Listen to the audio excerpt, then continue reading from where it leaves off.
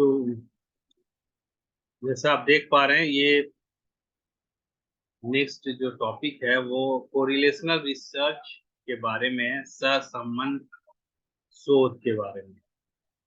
और जैसा इसका नाम से पता चलता है, ये मिनिमम दो वेरिएबल्स का बात है। जब संबंध की बात होगी तो संबंध में तो एक तो होगा नहीं, at least two particular variable should be there, दो वेरिएबल होने चाहिए, है ना। तो ये दो वेरिएबल के बीच का ये रिलेशनशिप बताने की कोशिश कर रहा है। दो से ज्यादा भी हो सकते हैं। Correlational research is type of non experimental research that focuses on examining the relationship between two or more variables. It aims to determine whether there is a statistical relationship or correlation between variables without implying causation. Here are the steps. तो आप समझिए कि correlational research जो है, ये सबसे पहला ही line में आपको दिख रहा है कि ये नॉन एक्सपेरिमेंटल रिसर्च है। और इसको बोला गया क्योंकि जनरली हम लोग जब दो चीजों के बीच में संबंध देखते हैं तो हम तुरंत ये बोल देते हैं कि ये जो है उसको प्रभावित कर रहा है ना।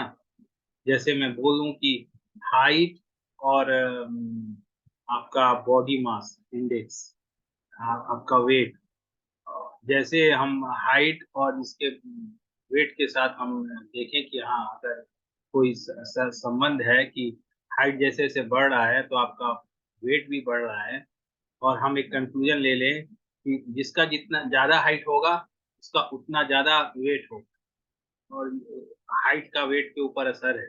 ये कंक्लूजन लेना कहीं ना कहीं एक व्हाट यू कैन से मिसकंसेप्शन को दिखाता है, क्योंकि हाइट का वेट के साथ क्या रिलेशनशिप है, ये चीज जो है आप एक एक्सपेरिमेंटल स्टडी करके या आप बोलें एक कॉजल कंपैरेटिव स्टडी करके आप आइडेंटिफाई कर सकते हैं। सिंपल रिलेशनशिप से ये नहीं पता। तो ये एक रिलेशनशिप स्टडी जो है सिर्फ ये बताता है कि दोनों वेरिएबल आपस में संबंधित हैं और उनका नेचर ऑफ रिलेशनशिप क्या है। कहने का मतलब है कि वो पॉजिटिव रिलेशनशिप में है, नेगेटिव रिलेशनशिप में है, या कोई कर्विलिनियर रिलेशनशिप भी होता है, लेकिन अगर सिंपल बात करें, पॉजिटिव रिलेशनशिप, नेगेटिव रिलेशनशिप, और या कि कोई रिलेशनशिप में नहीं, या जीरो रिलेशनशिप में है। तो ये रिलेशन सह संबंध जो है, ये इतना ही बताता है।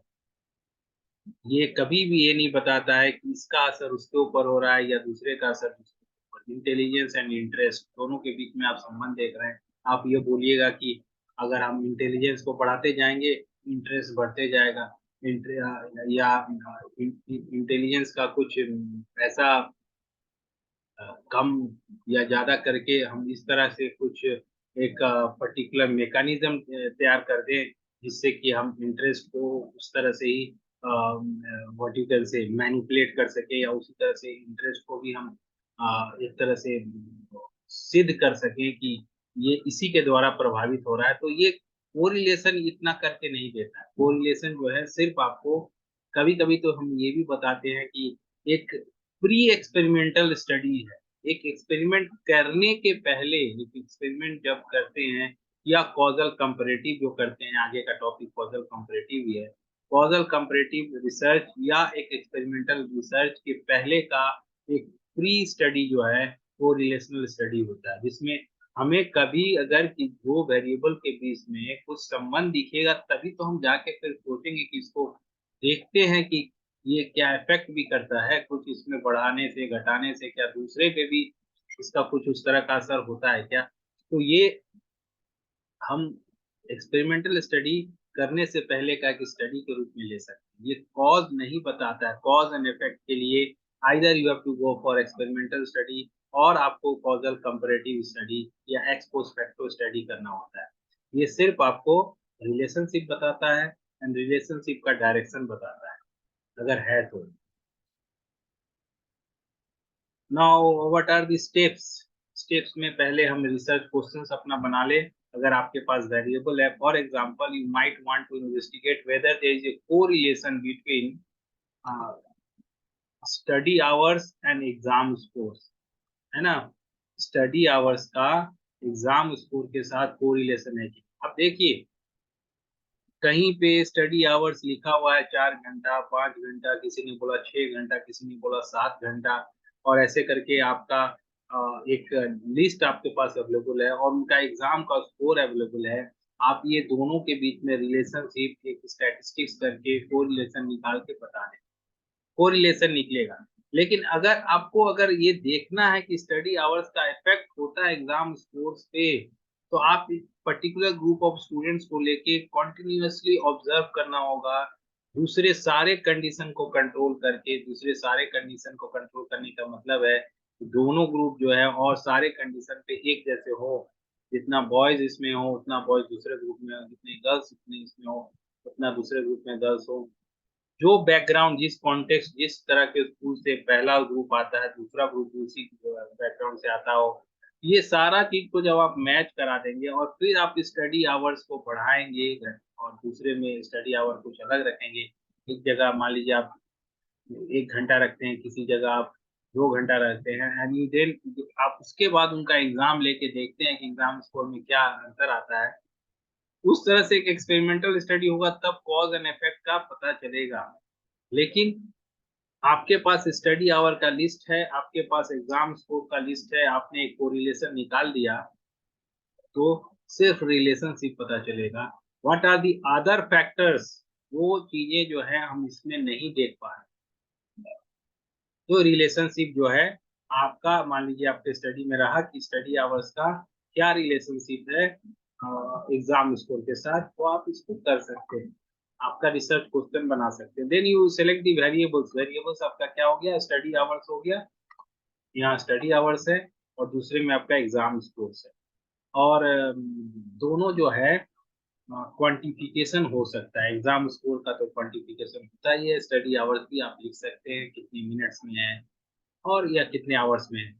चूज ए रिसर्च डिजाइन, आप एक रिसर्च डिजाइन चूज करें। जनरली हम लोग जैसे बताया गया था आपको, डिस्क्रिप्टिव रिसर्च या सर्वे रिसर्च हम लेते हैं, है ना।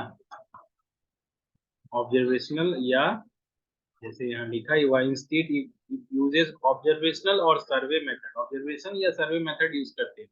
और उसके बाद जो भी डेटा कलेक्ट हो जाए, डेटा के नेचर को देखते हुए यू डिसाइड कि आप पियर्सन कोरिलेशन कोफिशिएंट निकालेंगे, कि स्पीयरमैन रैंक ऑर्डर निकालेंगे, कि पॉइंट बाय सीरियल निकालेंगे, कि बाय सीरियल निकालेंगे, कि आपका क्रैमर्स भी निकालेंगे। ये किस तरह से आप करेंगे, ये आपका जो डेटा का नेचर या रिसर्च क्वेश्चन होगा उसके बेसिस पे आप ये डिसाइड करेंगे डेटा आने के बाद। And then you go for data collection, data इसके बाद डेटा एनालिसिस करेंगे। और डेटा एनालिसिस करने के बाद आप ये पता करेंगे कि रिलेशनशिप जो निकल के आया दोनों वेरिएबल के बीच में, वो किस तरह से उसका इंटरप्रिटेशन क्या है। तो जनरली हम लोग क्या करते हैं, पियर्सन कोरिलेशन यूज करते हैं, सबसे ज्यादा कॉमनली उसी को यूज किया जाता है। उसके बाद रैंक कोरिलेशन है, स्पेसमैन रैंक ऑर्डर कोरिलेशन है। और ज्यादातर आपका रैंक ऑर्डर जब आपका कोई नॉन पैरामेट्रिक कंडीशन हो, छोटा सैंपल हो, उस समय यूज किया जाता है। पियर्सन कोरिलेशन जो है वो ज्यादातर पैरामेट्रिक कंडीशन हो, लार्ज सैंपल हो, तो कॉन्टिन्यूअस स्केल में डेटा हो, तो वहां हम लोग यूज करते हैं। ऑर्डिनल स्केल में डेटा होगा तो रैंक ऑर्डर हम लोग यूज करेंगे। स्टैटिस्टिकल पार्ट को मैं ज्यादा नहीं बताऊंगा, कभी स्टैटिस्टिक्स का क्लास सब अलग से करेंगे, वहां पे हम लोग इसको मैथमेटिकल वे में जानने की कोशिश करेंगे। अभी जस्ट थ्योरी में इसको हम लोग सीख ले।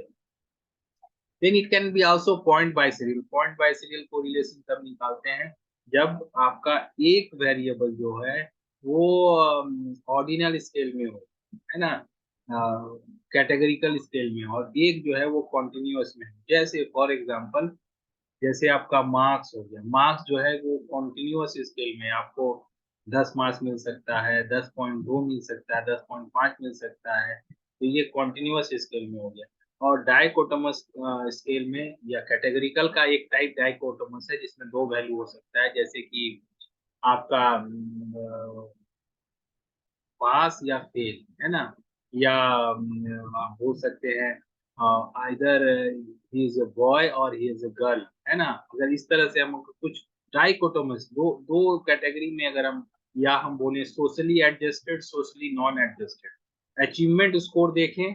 सपोज एक एग्जांपल अभी बना रहे हैं, जैसे एक एग्जांपल हो सकता है कि आपके पास अचीवमेंट स्कोर्स है ना, बच्चों का अचीवमेंट स्कोर है, और आपके पास एक टूल से आपने डिसाइड करके रखा है कि ये बच्चे सोशली एडजस्टेड कैटेगरी के हैं और दूसरे बच्चे जो है सोशली नॉट एडजस्टेड कैटेगरी के हैं।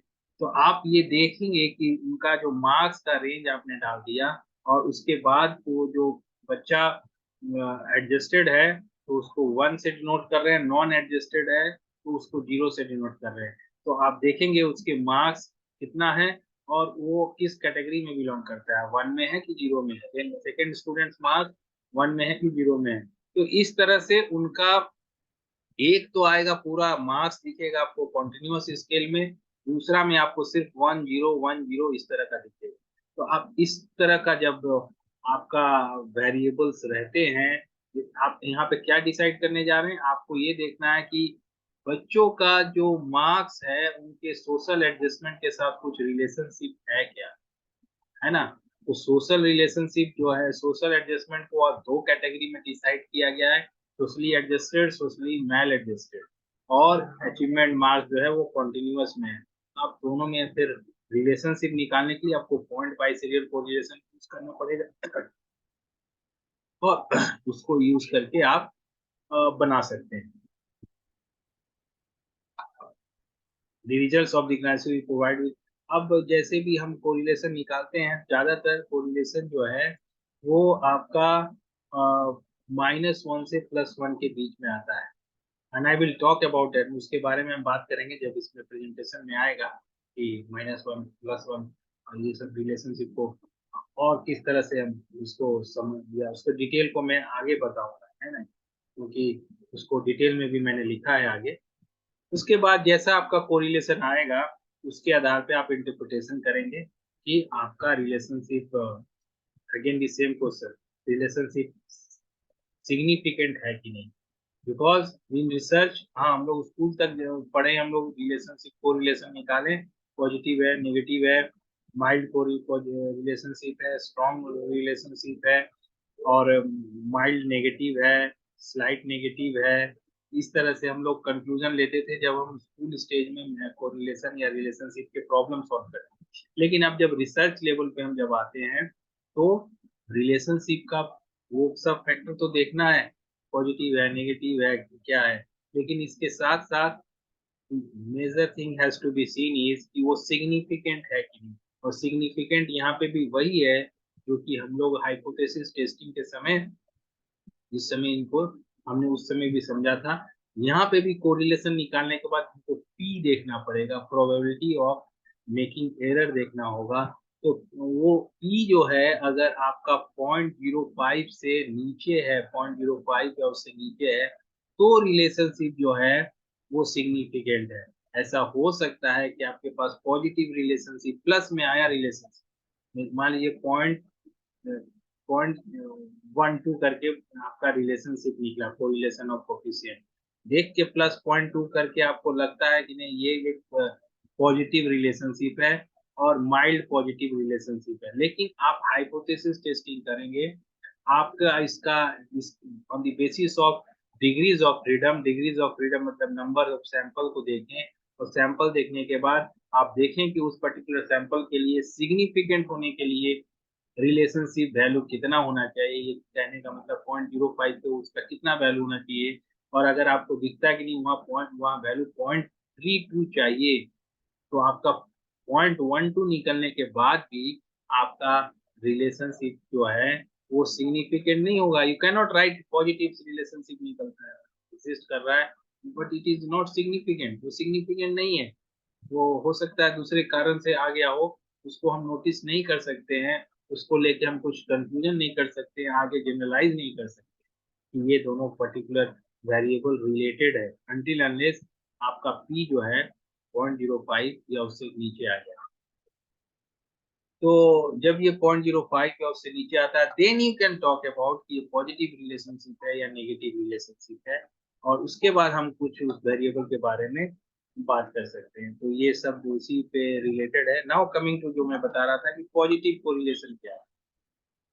नाउ पॉजिटिव कोरिलेशन जैसा कि नाम से ही पता चलता है, जब दो वेरिएबल, ऐसे दो वेरिएबल हैं या दो से ज्यादा भी हो सकते हैं, ऐसे दो वेरिएबल जो कि एक जैसे, व्हाट यू कैन से, वेरी करते हैं। अगर एक वेरिएबल इंक्रीज कर रहा है तो दूसरा भी इंक्रीज कर रहा है, अगर एक वेरिएबल डिक्रीज कर रहा है तो दूसरा भी डिक्रीज कर रहा है। तो इस तरह के वेरिएबल को हम लोग पॉजिटिव कोरिलेशन का वेरिएबल कहते हैं। जैसे यहाँ एग्जांपल दिया है, in a study on exercise and heart rate. आप ये जानते हैं कि आप जितना एक्सरसाइज करिएगा, आपका एक्सरसाइज ज्यादा आवर्स का होगा, आपका हार्ट रेट भी वैसे ही बढ़ेगा। तो ये आप देख सकते हैं। अ,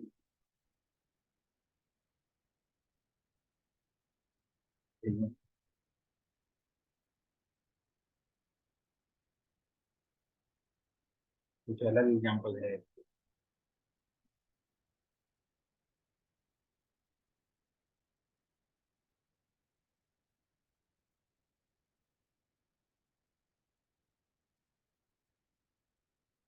ओके, हाँ सही है। तो आप ये जान सकते हैं कि आपका जो जैसे आप एक्सरसाइज ज्यादा करते हैं तो आपका हार्ट का भी एक्सरसाइज उतना ही ज्यादा अच्छा होता है। और ये इंटरप्रिटेशन उस तरह से किया गया है, आपका हार्ट का हेल्थ भी उतना अच्छा होता है। जितना ज्यादा एक्सरसाइज उतना अच्छा आपका हार्ट का हेल्थ, और इसलिए आपका हार्ट डिजीजेस जो है वो कम होंगे। तो इस तरह से आप सोच सकते हैं कि पॉजिटिव कोरिलेशन इस तरह से काम करता है। पॉजिटिव कोरिलेशन का और एग्जांपल है, जैसे कि आपके पास जितना ज्यादा पैसा होगा आप उतने ज्यादा सामान खरीद सकते हैं, है ना। Number of amount of money you have and number of items you can buy. So जैसे जैसे आपका नंबर अमाउंट ऑफ मनी बढ़ेगा, वैसे वैसे आपका आइटम्स भी आप ज्यादा खरीद पाएंगे। नेगेटिव कोरिलेशन में उल्टा होता है। नेगेटिव रिलेशन में एक के बढ़ने से दूसरा घटता है, या वाइस वर्सा, एक के घटने से दूसरा बढ़ता है। तो ये आप देख सकते हैं। एग्जाम्पल यहाँ पहले देख लेते हैं। यहाँ एग्जाम्पल दिया गया है। For instance, in A study examine the relationship between smoking and lung function. तो आप देखिए, जितना ज्यादा आप स्मोकिंग करेंगे, लंग फंक्शन जो है उतना ज्यादा पुअर होते जाएगा। तो ये एक तरह से नेगेटिव कोरिलेशन है। और एग्जांपल आपको बता रहे हैं, जैसे कि speed of the car, car का स्पीड आप जितना ज्यादा बढ़ाएंगे, आपका time taken to cover the distance will become less, है ना। जितना ज्यादा स्पीड से जाएंगे उतना ही कम टाइम लगेगा। तो ये नेगेटिव कोरिलेशन का एग्जांपल है। और जैसे ही आप स्पीड घटाने लगते हैं, टाइम फिर बढ़ने लगता है। जीरो कोरिलेशन, ऐसे बहुत सारी चीजें होती हैं जिसमें कि आपका कोई रिलेशनशिप नहीं है, दो चीजों के बीच में कोई रिलेशनशिप नहीं है। जैसे मैं बताऊं, आपका आपका रिलीजन, रिलीजन तो सोचिए, वो तो आपका इसके ऊपर चला जाता है। व्हाट यू कैन से, this is not an continuous scale. लेकिन आपका, व्हाट यू कैन से, आपका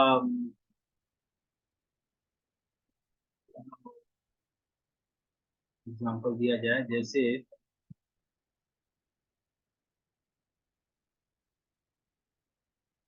जीरो कोरिलेशन, जैसे आपका फूड हैबिट्स। ओके, आपका फूड हैबिट्स, लेकिन ये भी एक कॉन्टिन्यूअस स्केल नहीं होगा। आप कितना देर सो, हाँ, this one can be one example. आप कितने देर सोते हैं और आप कितना खाते हैं, है ना। अगर इसके ऊपर स्टडी किया जाए तो ऐसा हो सकता है, आई एम नॉट श्योर, इसके इस तरह का दूसरी चीजें भी आ सकती है सामने, लेकिन जैसे यहाँ लगता है कि इसके बीच में कोई कोरिलेशन नहीं है। ऐसा कहीं नहीं बोला गया कि जो कम सोएगा वो कम खाएगा, जो ज्यादा खाएगा, जो ज्यादा सोएगा वो ज्यादा खाएगा। इस तरह की बातें नहीं होती है।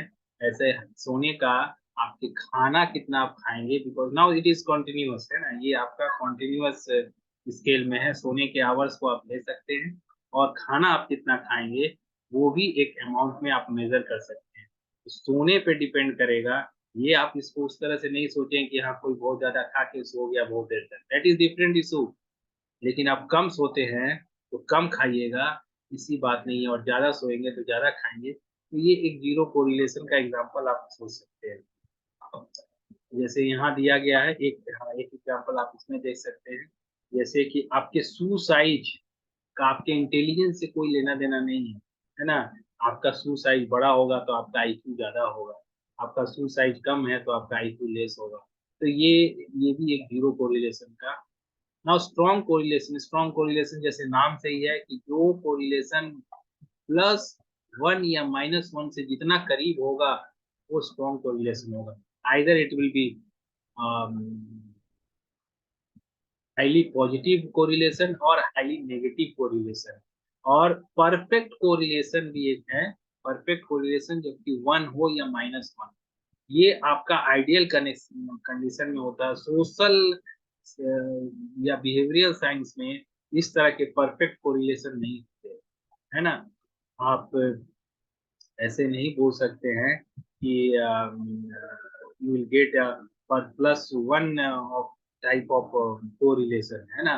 क्योंकि हमारा स्टडी जो है वो ह्यूमंस के ऊपर होता है, और ह्यूमंस में आप बिहेवियर पे या वेरिएबल पे जो आप स्टडी करते हैं वहाँ +1 या -1 की वैल्यू लेके आना ये पॉसिबल नहीं होता है, प्रैक्टिकली नहीं होता है। तो परफेक्ट वन और परफेक्ट नेगेटिव की बात नहीं होती है।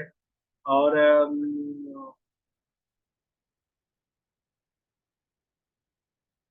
तो ये आप समझ सकते हैं कि इस तरह की बातें जो हैं, लेकिन आप 1 के करीब हो सकते हैं और -1 के भी बहुत करीब हो सकते हैं। मे नॉट बी परफेक्टली 1 और -1। सो आप साइंस के स्टडी में ऐसा कर सकते हैं, है ना, साइंटिफिक स्टडीज में ऐसा हो सकता है, लेकिन बिहेवियर साइंसेस में इस तरह की बातें नहीं होती है। जैसे यहाँ के एग्जांपल दिया, in study on temperature and ice cream sales strong positive correlation might suggest. आप सोच सकते हैं गर्मी के दिनों में आइसक्रीम ज्यादा बिकता है, जितना ज्यादा गर्मी उतना ज्यादा आइसक्रीम बिकेगा, तो ये +1 के नजदीक जाएगा, है ना। और उसी तरह से आपका नेगेटिव कोरिलेशन भी, converse strong negative correlation could indicate that as the temperature increases sales of hot chocolate decrease. तो जैसे जैसे टेम्परेचर बढ़ता है, हॉट चॉकलेट जो खाते हैं लोग, वो आपका उसका डिमांड जो होता है डिक्रीज हो जाता है। और ये देखा गया है, ये है स्टडी या सर्वेज में ये मिला हुआ है, और ये काफी स्ट्रॉन्ग है। आपको ऐसा नहीं कि हम 0.12 0.13, ये 1 के काफी नजदीक है, 0.8 0.9 इस तरह के वैल्यूज है कोरिलेशन अगर देखा जाए। वीक कोरिलेशन का मतलब हो गया जो ये बता रहा था, 0.12 पॉइंट, या सिग्निफिकेंट ही नहीं है, इतना लो लेवल का कोरिलेशन जब निकलता है तो वो आपका नॉन लीनियर कोरिलेशन, जब आपका कोई डायरेक्शन ही आप श्योर ना कर पाए, है ना। पॉजिटिव में आपका एक डायरेक्शन जा रहा है, लेकिन ऐसा होता है कि कुछ दूर तक वहाँ पॉजिटिव दिख रहा है, फिर आपको दिखेगा कि नहीं, फिर नेगेटिव ट्रेंड आ रहा है, फिर पॉजिटिव। तो इस तरह की जब कोरिलेशन का सिचुएशन होता है तो वो और इस तरह के सिचुएशन भी हैं।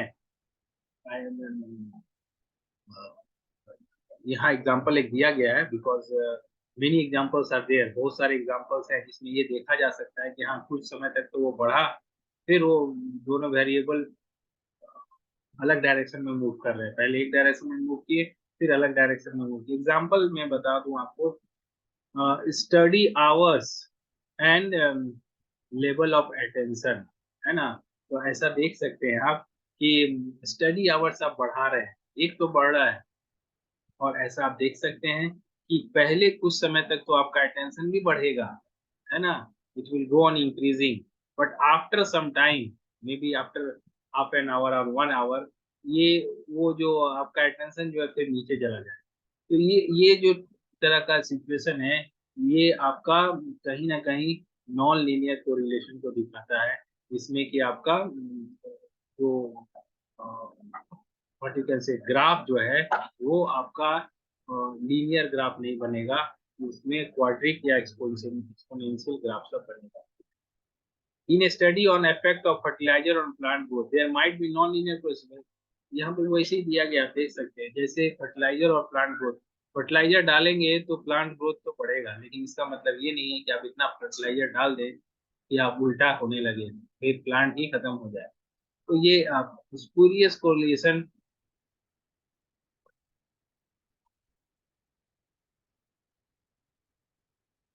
ऐसा हो सकता है कि आपको स्पूरियस कोरिलेशन मतलब आपको बहुत बार ऐसा लग सकता है कि दो वेरिएबल रिलेटेड है, but it they may not be related.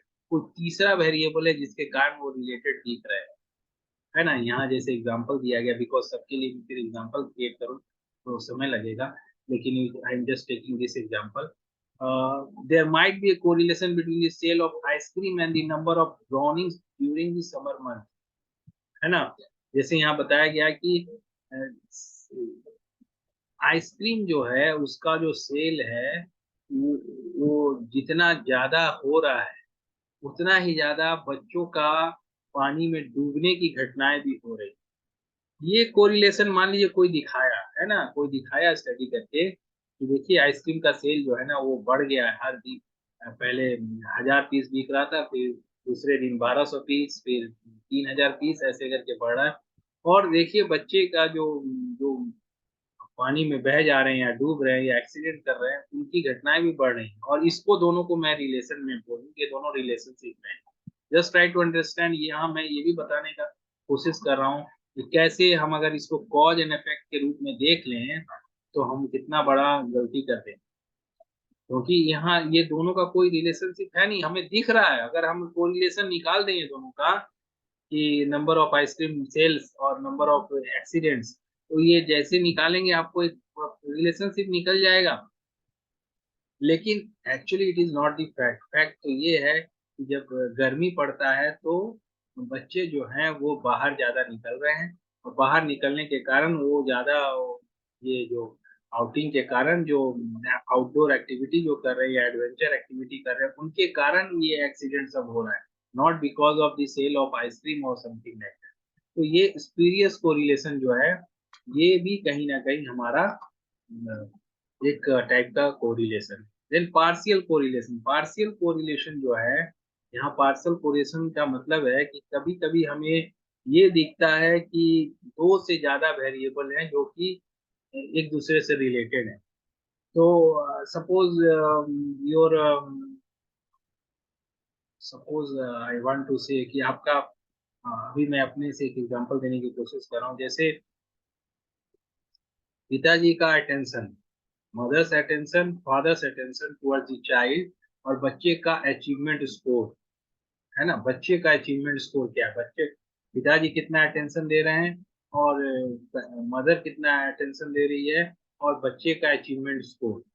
ये अगर आपको देखना है इनके बीच में रिलेशन, तो आपका ऐसा अगर आपके घर में ये पता है कि माँ भी टाइम दे रही है, पिताजी भी टाइम दे रहे हैं, और आप एक स्टडी करना चाहते हैं, लेकिन आपको ये लगता है कि नहीं हम सिर्फ देखें कि माँ का क्या अटेंशन का असर होता है बच्चे के अचीवमेंट के ऊपर, तो आपको पार्शियल आउट कर देना पड़ेगा पिताजी के अटेंशन टाइम को। तो इस केस में, इस तरह के केस में आपको एक पर्टिकुलर वेरिएबल का वेरिएशन को कांस्टेंट करना पड़ता है या फिक्स करना पड़ता है, और फिर दो दो दूसरे दोनों वेरिएबल के बीच में रिलेशनशिप देखना पड़ता है। पार्शियल कोरिलेशन उस तरह का केस है। जैसे आप यहाँ देखिए, partial correlation measures the strength of the relationship between two variables while controlling the influence of one or more other variables। दूसरे वेरिएबल सबको कंट्रोल कर देते हैं। जैसे यहाँ दिया गया है, studying examining the relationship between income and happiness while controlling for educational level, है ना। इनकम और हैप्पीनेस रिलेशनशिप मान लीजिए देखना चाहते हैं, लेकिन आपको ये भी मालूम है कि नहीं कहीं ना कहीं आपका एजुकेशन लेवल जो है वो भी इससे रिलेटेड है। एजुकेशन लेवल जो है वो भी आपका प्रभावित करता है हैप्पीनेस को। तो लेकिन अगर आपको स्टडी में यही देखना है कि इनकम का क्या असर, सिर्फ इनकम का क्या असर होता है, तो आपको क्या करना पड़ेगा, आपको एजुकेशन जो लेवल का जो फैक्टर है, वेरिएबल जो है उसको आपको कंट्रोल करना पड़ेगा, तब रिलेशनशिप देखना होगा। तो ये पार्शियल कोरिलेशन का एग्जांपल है। इस तरह के डिफरेंट डिफरेंट स्टडीज होते हैं, और इसके हिसाब से आपके स्टडी का जो नेचर होगा या ऑब्जेक्टिव होगा उस समय उस तरह का कोरिलेशन हम यूज कर सकते हैं।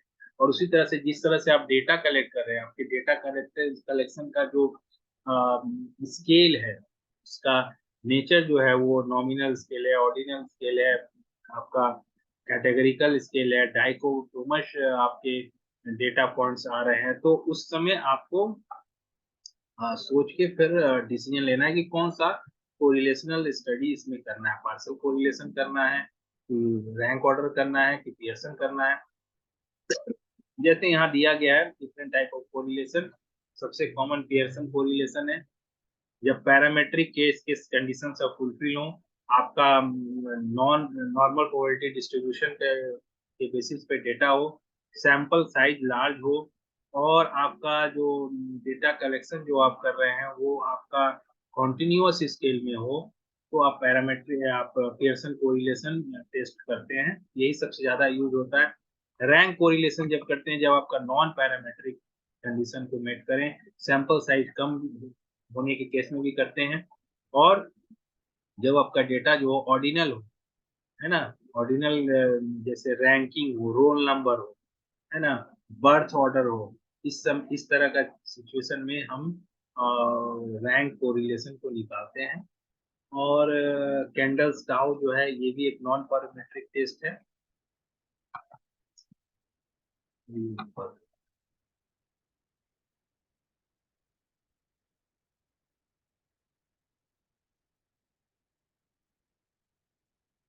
और इसमें दो वेरिएबल दोनों जो ऑर्डिनल स्केल में हो उनके लिए ये है।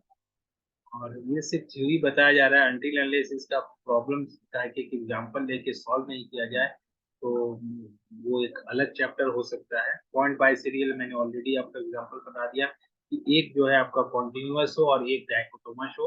इसका एग्जांपल भी मैंने दिया था आपको कि जो अचीवमेंट टेस्ट अचीवमेंट स्कोर है, और आप सोशली एडजस्टेड है कि सोशली मैन एडजस्टेड है।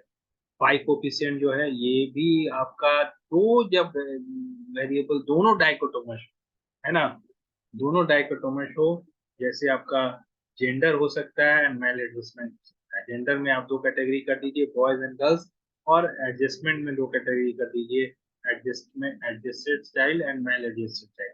तो जेंडर का कोई रिलेशनशिप है क्या आपका एडजस्टमेंट के साथ? अगर आप ये रिलेशनशिप निकालना चाहते हैं, then you go for pi coefficient। Grammars भी जो है ये भी एक नॉन पैरामेट्रिक है। इसमें कॉन्टीजेंसी टेबल बनाते हैं। आपका 2x2 टेबल हो, 4x4 टेबल हो, इस तरह के टेबल बना के, या 4x2 हो, इस टेबल बनाने के बाद आप इसको कर सकते हैं।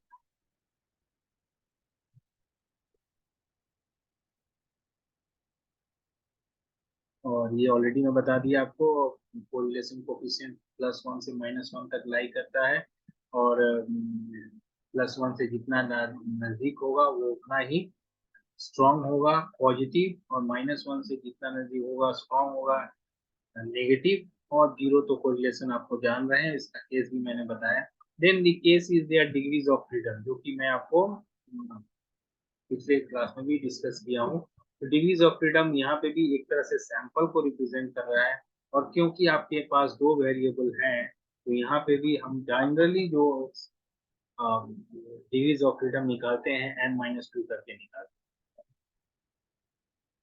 जैसे मैंने आपको इसमें समझाया भी था, degrees of freedom are a concept in statistic that represent the number of values in the final calculation of statistic that are free to vary, है ना। तो आप दो कॉलम में जब वैल्यू को रख रहे हैं वेरिएबल को, और आप को रिलेशन निकाल रहे हैं, तो आपको समझ में आना चाहिए कि हर एक कॉलम में n-1 जो है वेरिएबल अपना फ्रीडम ले सकता है कोई भी वैल्यू लेने के लिए एक्सेप्ट वन, और दूसरे कॉलम में भी n-1 ले वेरिएबल जो है वो फ्रीडम ले सकता है। इसलिए टोटल n जो होगा उसमें से दो माइनस करके आपका डिग्रीज ऑफ फ्रीडम निकलेगा। एक कोरिलेशन ये स्टैटिस्टिक्स जब आप कैलकुलेट करके टेस्टिंग करते हैं, इसमें पी वैल्यू भी मैंने आपको बताया है। पी वैल्यू जो है वो आपका 0.05 या उससे कम होगा, तो आपका वो सिग्निफिकेंट होगा, क्योंकि अल्फा लेवल क्या है, 0.05 होता है, क्योंकि सोशल साइंसेज में हम लोग 0.05 या 0.01 को लेते हैं, मिनिमम 0.05 होना चाहिए, है ना।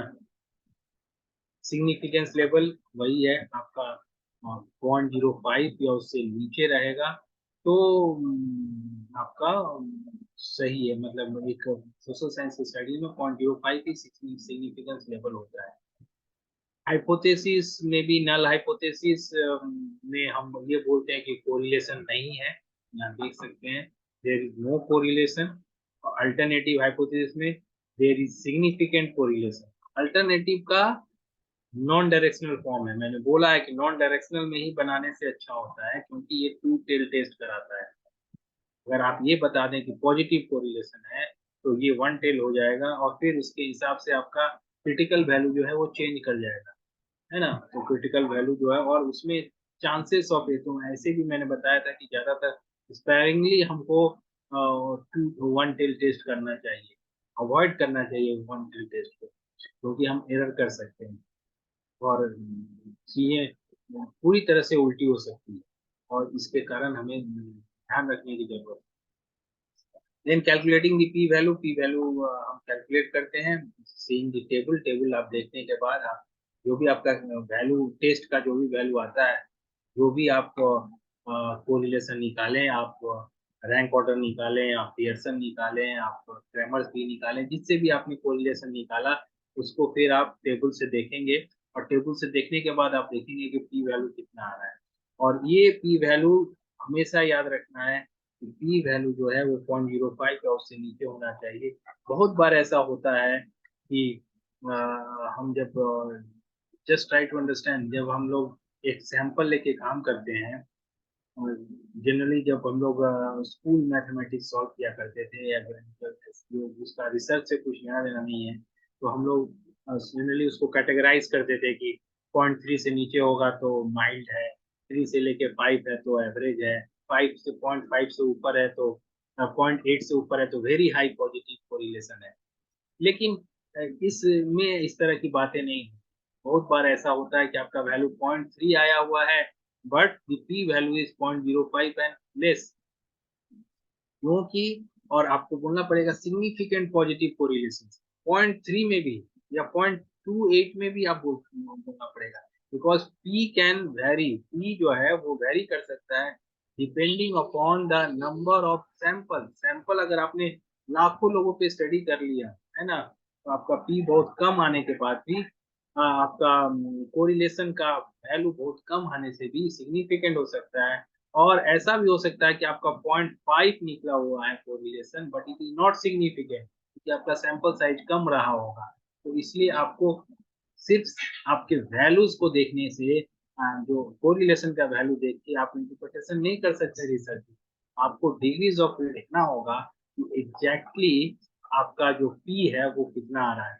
अगर आपका पी 0.05 या उससे कम है तो ही आप कंक्लूजन कर सकते हैं कि वो सिग्निफिकेंट है कि नहीं सिग्निफिकेंट।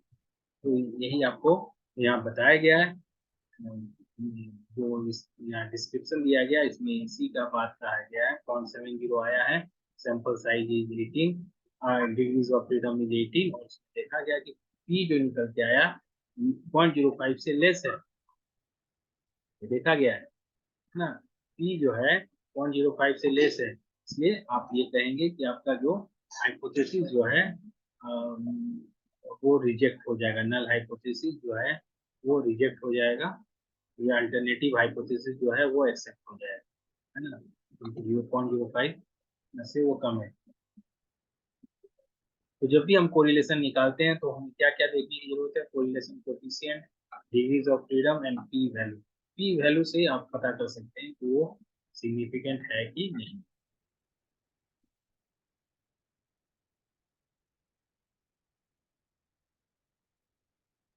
तो ये कुछ बातें थी कोरिलेशन या कोरिलेशनल स्टडी से रिलेटेड।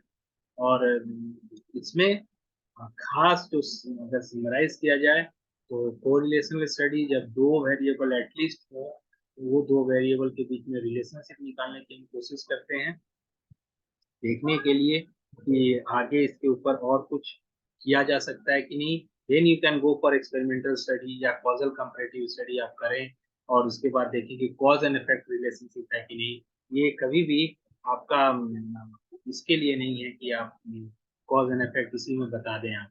और उसके बाद आप डिसाइड करते हैं based upon the nature of the study, आपके डेटा पॉइंट्स किस तरह से आए हैं, ऑर्डिनल स्केल में है कि रेशियो स्केल में है कि इंटरवल स्केल में है। You decide the correlation process decide करेंगे।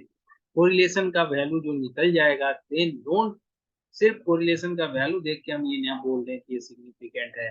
0.8 आ गया तो सिग्निफिकेंट हो गया, 0.7 आ गया तो सिग्निफिकेंट हो गया, या -0.7 आ गया, -0.8 आ गया।